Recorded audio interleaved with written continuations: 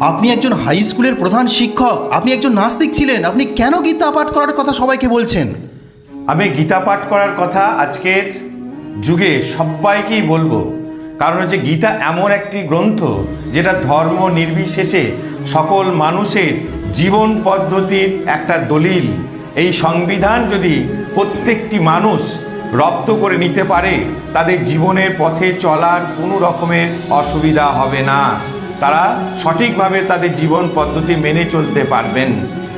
এই গীতাতে যে 700টি শ্লোক আছে, এই 700টি শ্লোকের মধ্যে এমন কতগুলি শ্লোক আছে যেখানে আমাদের খাদ্যাভ্যাস কেমন হবে, আমরা কেমনভাবে পড়াশুনো করব, আমরা কিভাবে আমাদের সাধনা করব, যোগ সাধনা করব, সমস্তগুলি এর মধ্যে লিপিবদ্ধ আছে।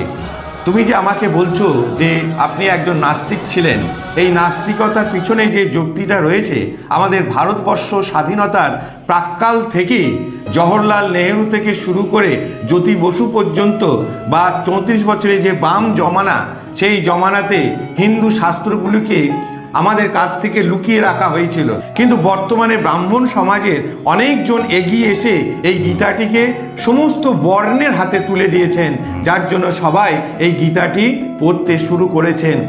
আমার মনে হয় যে এখন কমপক্ষে 15% যারা হিন্দু সনাতনী তারা এটি গীতাটি পড়তে শুরু করেছে, এবং 1% অন্য ধর্মাবলম্বীরাও তারাও কিন্তু গীতাটি পড়তে শুরু করেছে, এবং ইসকনের প্রভাবে সমগ্র বিশ্ব জুড়ে সেখানেও কিন্তু গীতার চর্চা সমানভাবে চলছে, এবং একদিন দেখা যাবে এই একমাত্র গীতাটি সার্বজনীন বিশ্বজনীন একটি গ্রন্থে পরিণত হবে।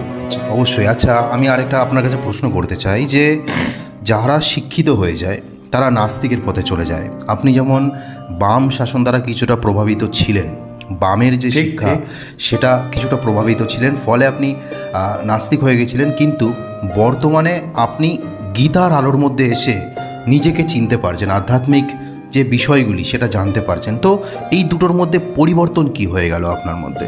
এই পরিবর্তনের কারণ হচ্ছে গিয়ে গীতা।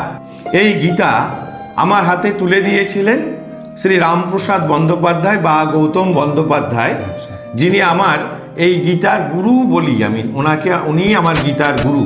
আচ্ছা আচ্ছা।